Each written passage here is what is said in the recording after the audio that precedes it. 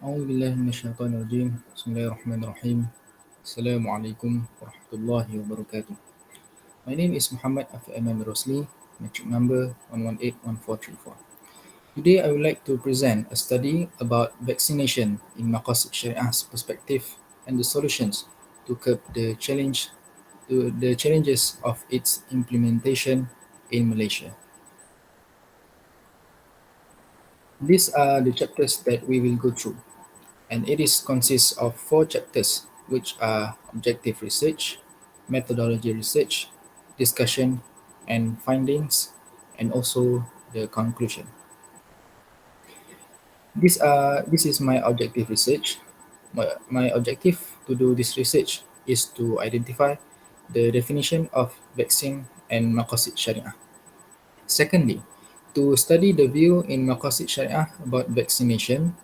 And thirdly, to clarify the solutions to curb the challenges to implement vaccination to people. Next, these are my methodology of this research. In this study, I use qualitative method. I use three methods, which are descriptive method, inductive method, and also deductive method. For the descriptive method, I will explain the definitions of vaccination and maqasid sharia. Secondly, for the inductive method, I gathered every information needed and related to my study, which I found in the previous literature review. And thirdly, for the deductive method, I extracted the informations that I got and then considered the opinion which is strong about this vaccination issue. Next, we go to the definition of vaccination and maqasid sharia. For the definition of vaccination, it is originally from a weakened or killed bacteria or virus and then transform it to become an antigen, which is now can be found in the vaccine. Meanwhile, in terms of terminology of maqasid sharia, the terminological meaning for maqasid sharia is the purposes and wisdom placed by Shara for each law, taking into account the welfare of mankind. Although there are many definitions given by Islamic scholars, yet it is still not decided which definition are the most accurate. In fact, this vaccination complies with the five core principles of Maqasid Sharia. This can be seen through the explanation of the five principles, which is principles of preserving religion, preserving life, preserving intellect, preserving lineage, and also preserving property. For the principle of preserving religion, Muslims should welcome the national vaccination program, which was brought by the Ministry of Health and the government in an effort to avoid the COVID-19 epidemic. This is because it fulfills the teachings of religion, which is to maintain health, so that acts of worship such as prayer, fasting, zakat, and hajj can be performed smoothly. Next, for the principle of preserving life. In the Quran, as Allah Subhanahu wa Ta'ala says in Surah Al-Baqarah, verse 195, أعوذ بالله من الشيطان الرجيم ولا تلقوا بأيديكم إلى التهلكة صدق الله العظيم. From this verse, it can be understood that Allah Subhanahu wa Ta'ala forbids His servants to deliberately plunge themselves into the valley of destruction. The destruction mentioned in this verse can be referred back to the value of maqasid sharia, which is to obtain good, which is jalb al-masalih, and reject evil or the like, dar al-mafasid. Next, we go to the principles of preserving intellect. The importance of vaccines can also ensure a healthy body which will form a smart mind, always think positive and good, and also make emotions calmer. From this graph image, on the red line we can see the number of COVID cases has decreasing. From the point of view from the point of view of mind care, this can be achieved when in a society of a country they implement vaccinations on a large scale. Principles are next. For the principles of preserving lineage. Lineage or nasab is a great blessing revealed by Allah Subhanahu wa Taala to human beings. Maintaining lineage or descent is one of the demands in Maqasid Sharia. Based on the latest statistics on 14 January 2022, the COVID-19 pandemic data as recorded by the Ministry of Health Malaysia are as follows. In the context of this vaccination, if in a family the parents allow their children to receive vaccinations, that they indirectly have protected the family as well as their own descendants. Lastly, for the principles of preserving property. As we know, property is one of the basic necessities in human life. The process of disease prevention should be given priority other than through the process of treatment to cure a disease. Through this vaccination, it is undeniable that the prevention process is cheaper, effective, and also easier than the curative treatment. Next, we move to the principles of Islamic legal magazines in vaccination issues. In terms of fiqh methods, there are several methods that are suitable to be applied based on this issue. Firstly, the method of no harm and harmful, which is la darar wa la dirar. Through this method, a person is prevented from doing harm and retaliates with harm. When a person refuses to receive vaccinations, this will cause harm to themselves and also harm to others when infected with this epidemic.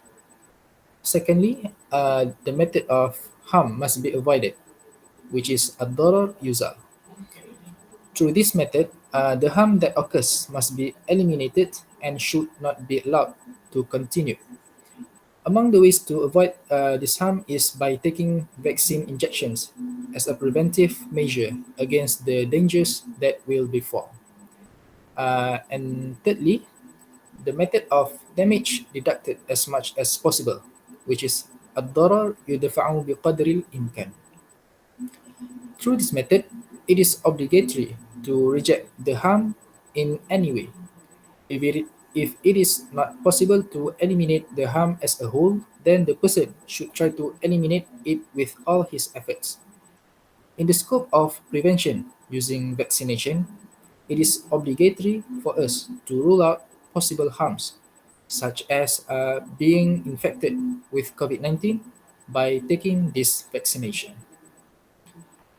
Next, we move to the subtopic anti-vaccine issue and the challenges of the implementation and the solution to this issue. Although the government has launched the national immunization program to achieve herd immunity, there are still groups who refuse to receive vaccination. Among the reasons for the existence of those who do not want to receive this vaccination is because there is an anti-vaccine movement. This is because this group is hesitant and unsure to take the vaccine injection as a preventive treatment, especially for Muslims. In addition, there is also a group of people who choose to use health products, Islamic alternative treatment methods, and also Sunnah diet to replace the vaccination. Next, among the reasons many people refuse to take vaccination is due to the spread of false news about the vaccine. Most of the appearance of articles on news portals, websites, and on various social media platforms cause the public to be influenced by the news. Now, let's look at the solutions. Among the solutions in overcoming the challenges of vaccination implementation is by educate the public about the truth and benefits of vaccination.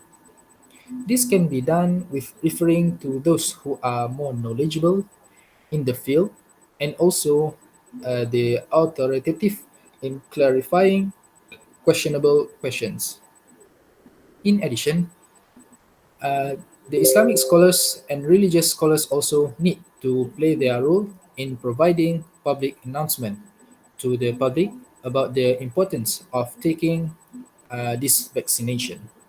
This is because they have a huge influence in the society, in addition to having many followers on various platforms to attract more people to take vaccinations. Meanwhile, in behalf of the government, they should also enact an anti-fake news act due to so many unauthentic news and information spread to the public, so that cause some do not want to take the vaccination and also to attend appointments that have been set. All right, now let's move to the opinions from Islamic scholars contemporary about this issue.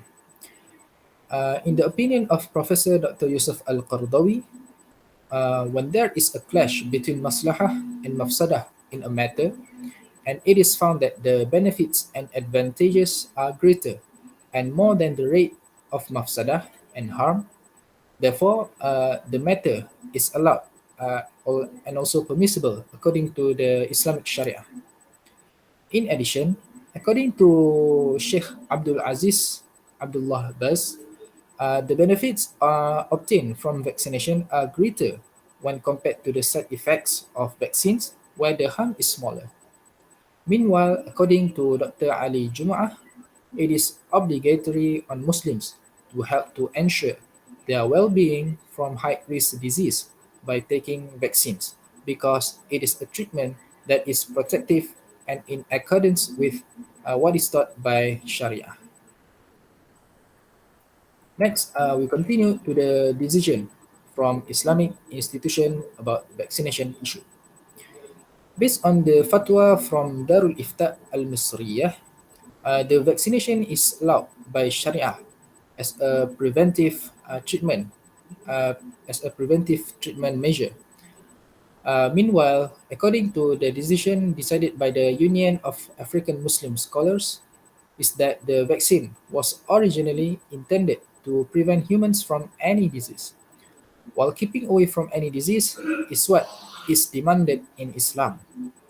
Next, the decision from Al Azhar Al Sharif University in Egypt. They stated that which about the polio prevention measures that were plaguing at that time. And the results from the meeting made it clear that vaccination to prevent polio and other diseases is legally mandatory. Therefore, every family, community, authorities, as well as the nation in general must bound by, because this law has been supported by the analysis of scientific studies. As the conclusions, uh, as in the issue of vaccine, bearing the harm caused by taking the vaccine is less harmful compared to not taking the vaccine, which will leave a person vulnerable to COVID-19 infection, which will cause various health complications. These are some of my references during my study. I think that's all from me. Thank you. Assalamualaikum warahmatullahi wabarakatuh.